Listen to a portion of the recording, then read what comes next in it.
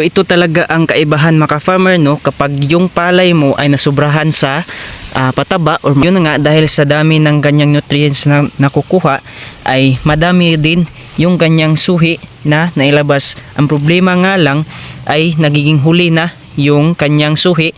So ayan, hindi na nga masyadong ganun kaganda yung ganyang uhay. So what's up mga ka-farmer, no? So magandang araw sa inyong lahat mga ka-farmer. So for today's video mga ka-farmer ay andito tayo sa ating palayan. So ganito na yung itsura ng ating palay mga ka-farmer, no? So kung makita nyo, so ayan, pahinog na yung palay natin. So ngayon na video mga ka-farmer ay ipakita ko sa inyo kung ano na yung purma or ano yung purma ng ating palay. So ayan, so ganito yung itsura ng ating palay kung tingnan natin ng malapitan. So ayan, so anong masasabi nyo dito mga farmer, no?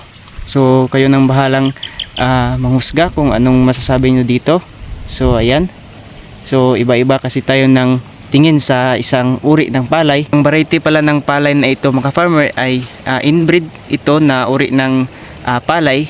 Kahit na inbreed ito ay ganito pa din kahaba yung kanyang uhay. So ayan, kung makikita nyo, so ganyan pa rin kahaba yung kanyang uhay.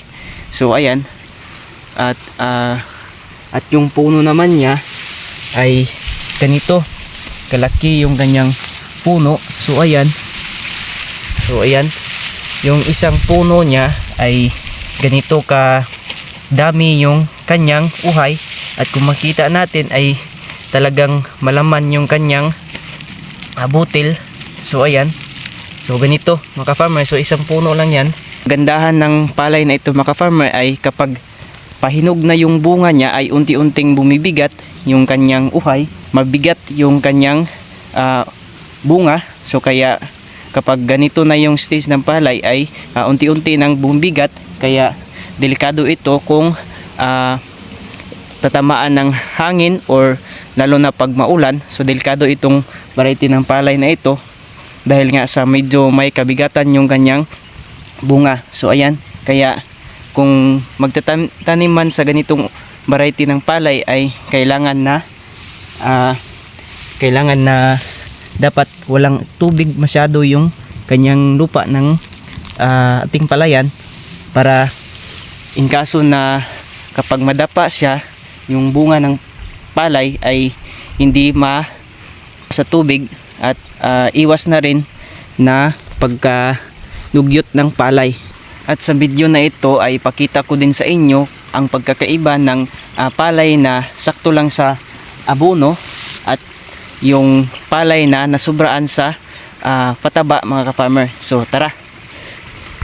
Itong part na ito na ating sakahan ay ito yung part na hindi na masyadong mataba yung lupa, kaya ginagamitan lang natin ng synthetic na abono. So ang gamit natin na abono ay 14-14. So ganito yung kalaki yung puno ng palay. So ayan, ganito din kadami yung kanyang suhi. So ayan, kung makikita natin ay medyo maliit lang yung kanyang puno at yung kanyang bunga naman ay ganito. So ayan, so ganito yung itsura ng palay kapag hindi masyadong madami yung abono na ina-apply. Ito naman sa part na ito mga farmer, no? So ito na yung palay natin na organic lang yung pataba na ginagamit natin. So dahil nga itong sakahan na ito ay bago lang natin ito ginawa.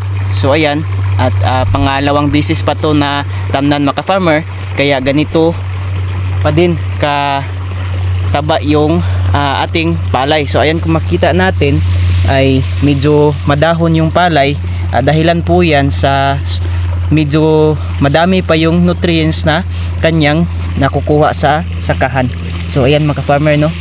So at isa pa mga farmer ay hindi din ganun kabilis yung kanyang paglusog ng kanyang palay or pagkahinog ng kanyang palay, dahil nga yung mismong taba niya ay or madami pa siyang nakukuha na nutrients galing sa lupa. So ito yung mga farmer, no, hanggang doon So ayun, hanggang doon mga ka-farmer, yan yung bago pa nating na tamnan or pangalawang bisis pa natin na itamnan mga ka-farmer, no. So ito talaga ang kaibahan mga ka-farmer, no, kapag yung palay mo ay nasubrahan sa pataba or madami yung pataba na nailagay. So ayan, ganito kalaki yung bunga niya. So ayan, medyo pa may nahuhuli pa nga, oh. So ayan, medyo may nahuhuli pang lumabas dahil po yan sa madami yung kanyang na kukuha na nutrients. Yun na nga, dahil sa dami ng kanyang nutrients na nakukuha ay madami din yung kanyang suhi na nailabas. Ang problema nga lang ay nagiging huli na yung kanyang suhi. So ayan, hindi na nga masyadong ganun kaganda yung kanyang uhay. Pero dito naman sa kanyang mismong unang puno niya, so pero ganito pa din ka ganda at kahaba yung kanyang bunga. So, ganyan yung mga ka-farmer, no. So ganito yung itsura ng palay na madami yung nutrients pa na nakukuha sa lupa. So ayan, so ganyan mga ka-farmer, no. Yun na nga, ito ay isang puno lang ito. So ayan, ganyan lang kadami yung kanyang suhi at yung bunga niya ganito naman kadami. So ayan mga ka-farmer, no. So yan, kung makikita natin, so yan, so ganyan mga ka-farmer, no. Itong area na ito ay dati nga itong bakante at medyo naiipon yung taba ng lupa at yung pinurma natin na luwang at naitamna natin. Ganito yung nagiging resulta ng palay mga ka-farmer, no. Kung makikita natin ay medyo maganda nga yung kanyang bunga. So ayan, ganyan kaganda yung bunga niya mga ka-farmer, no. At ganito din kadami yung kanyang dahon.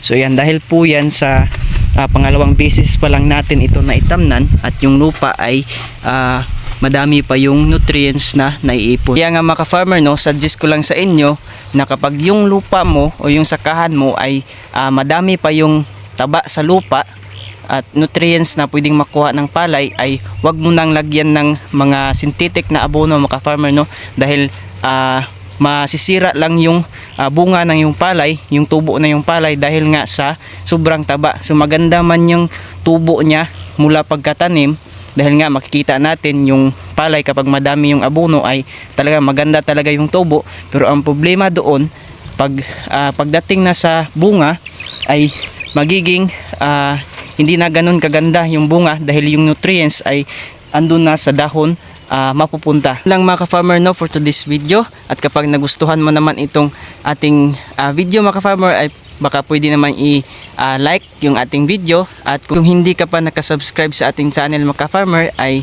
pwede mo ito i-subscribe at para ma-update ka din sa mga susunod na video natin na patungkol sa ating pagsasaka. So yun lang mga ka-farmer, no. Salamat sa panood. See you next video and God bless.